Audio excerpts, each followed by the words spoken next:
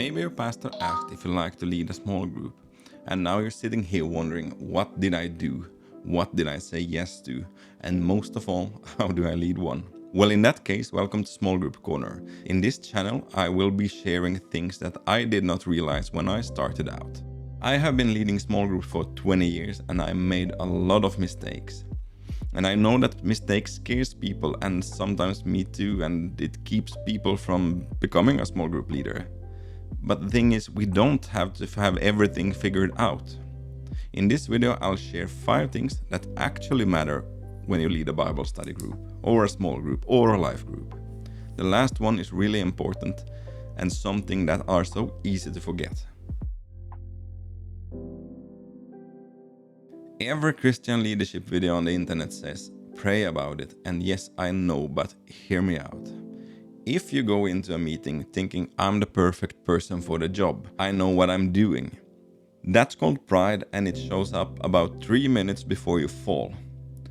If you go into a meeting thinking I have no idea what I'm doing, I need Jesus to show up, I need Jesus to show the way, lead me, send me, well, congratulations, you are already doing it right. Yes, it's a little exaggerated, but not that much. I have noticed when I rely too much on my own ability, the result is not that good. But when I depend on God, that's actually when things start to happen.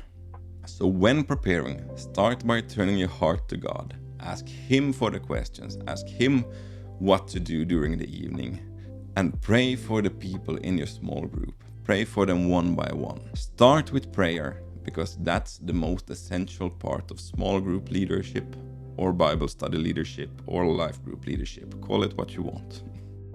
Okay, so you prayed, you show up to the meeting and it feels awkward. Oh, it feels so awkward.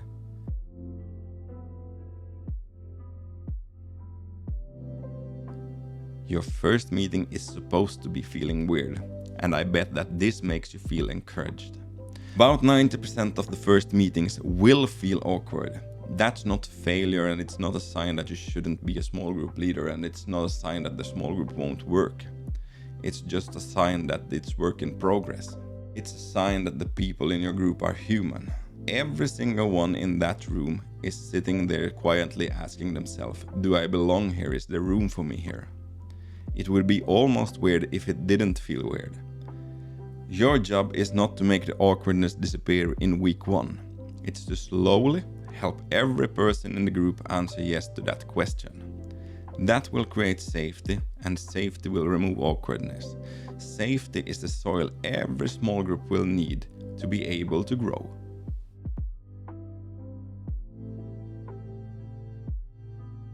Your role is not to answer every question, and it's definitely not to preach.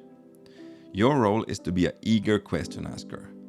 When you are an eager one, you will become a better one, especially since you started with prayer and asked God to lead the evening. To formulate better questions, you could move from yes and no questions. If you compare did you like the passage to what stood out to you, the second one will create more discussion while the first one will close it. The second thing you could do is not to be afraid of the silence. When nobody answers, don't panic. Most people need a few seconds to formulate their thoughts. The silence is probably a sign that someone is gathering the courage to say something real. Allow them to formulate it.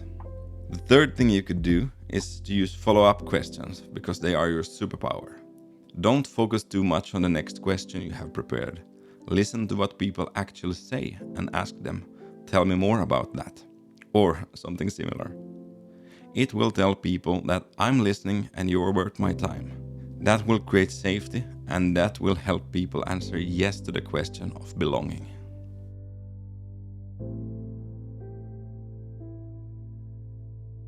Don't replay the meetings in your head on the drive home. Your inner critic tends to be harsh directly afterwards. It's easy being self-critical and thinking, why did I say that? Why didn't Sarah open up? Was that prayer too long? Or, I'm not qualified for this. I had to battle a lot of these thoughts, so I had to create a rule for myself where I do not let myself evaluate meetings for 72 hours.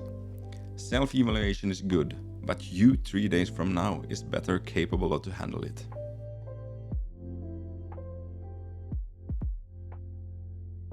Learn to be joyful for the mistakes you make. Growing as a leader feels a lot like going to the gym. Your muscles have to break down before they grow back stronger. Remember that every mistake God shows you is an invitation, not an accusation. It's an invitation to grow, to turn "how did I miss that" into "thank you for showing me that." It's not God shaming you, it's God trusting you with the next step. So when He reveals them, be grateful. The first instinct is almost always, "how could I have missed something so obvious?" Take that same moment and turn it into "thank you for showing me." That one shift from shame to gratitude, that is a game changer. It is the muscle breaking and being built up. Quick recap. Start with prayer. Question beats answer. Don't trust your inner critic at midnight and make mistakes. What you need to lead a small group is heart for God and to lead people closer to Him. The rest you will pick up along the way. Here are a few action points for you. If you want more like this, head over to SmallGroupCorner website, link in the description. Subscribe to the channel so you won't miss next video, and like and comment if you have any questions. But the most important action point is to pray, and to pray for your small group, and to pray for the people in your small group, and pray for the people around you. See you in the next video.